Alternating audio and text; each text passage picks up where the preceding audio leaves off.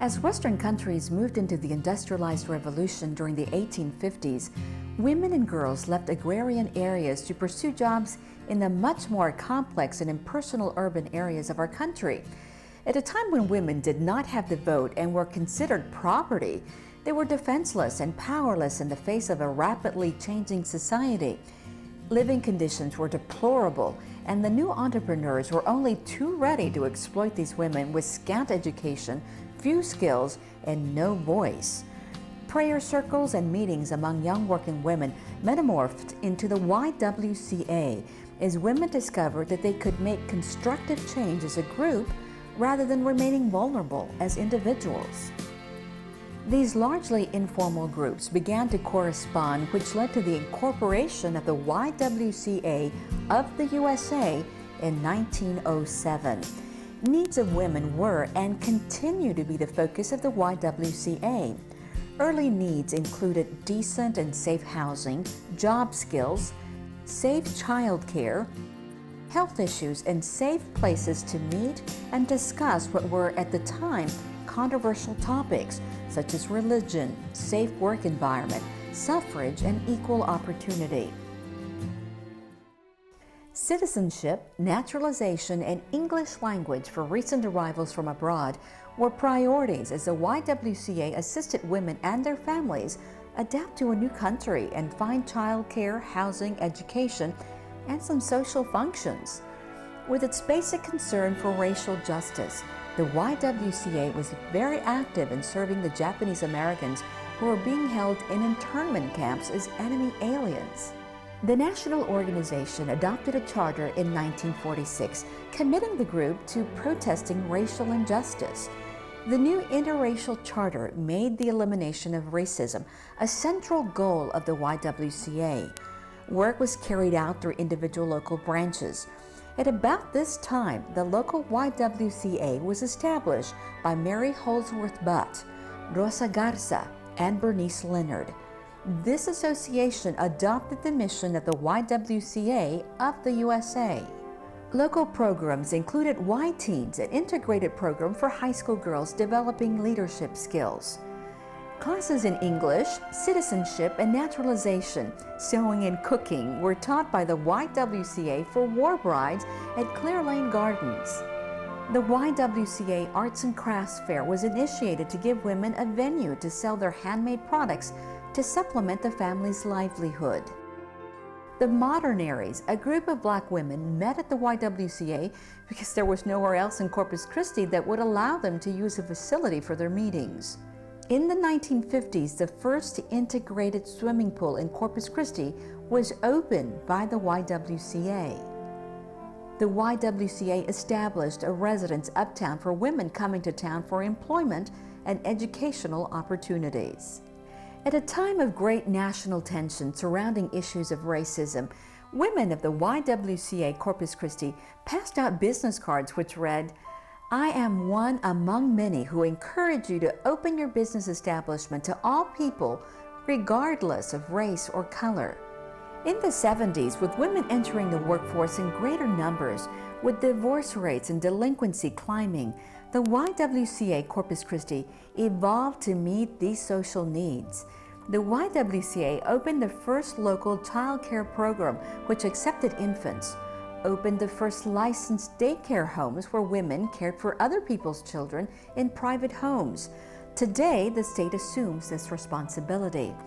This allowed women the freedom to work outside the home and keep their families independent. Additionally, the YWCA initiated the first supervised food program for in-home and center-based child care services. This program was later assumed by the state. In collaboration with other organizations, the YWCA developed a program, New Directions for Divorcing Families, which addressed the issues children faced when parents divorced. Our association's residence was converted to a program for delinquent teenage girls. The first Y Women in Careers event was held in 1979 to recognize women succeeding in the professions and to encourage other women to pursue the professions.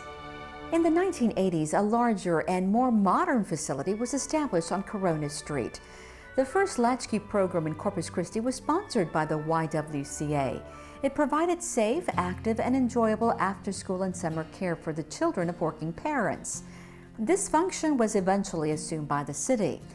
Parenting classes were initiated for teen mothers as the teen pregnancy rate soared in our community. Other community organizations have incorporated this into their programs.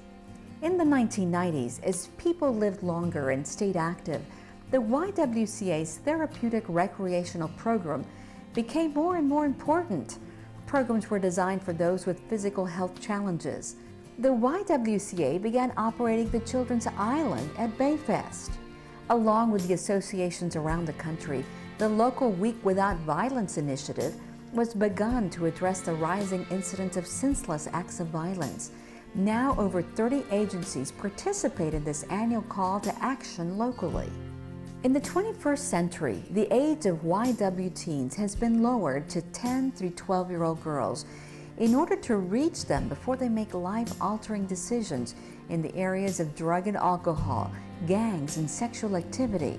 A bilingual curriculum, Families and Their Future, was developed by the YWCA to teach parents how to talk with their children about the challenges emerging with adolescence.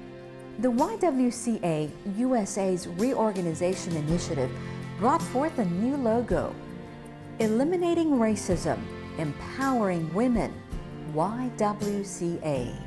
To this end, a racial justice committee was revitalized locally to analyze community needs and to bring local groups together to provide needed programming. A women's issue committee reignites our earlier focus on economic empowerment of women. The story of the YWCA is a chapter in women's history and civil rights. Operating for over 150 years, now in 107 countries, with over 4,000 locations, the YWCA reaches out to meet the needs of women and girls wherever they are: centers, villages, inner-city buildings, storefronts. Programs and locations have changed many times over, but the YWCA's basic purpose has not.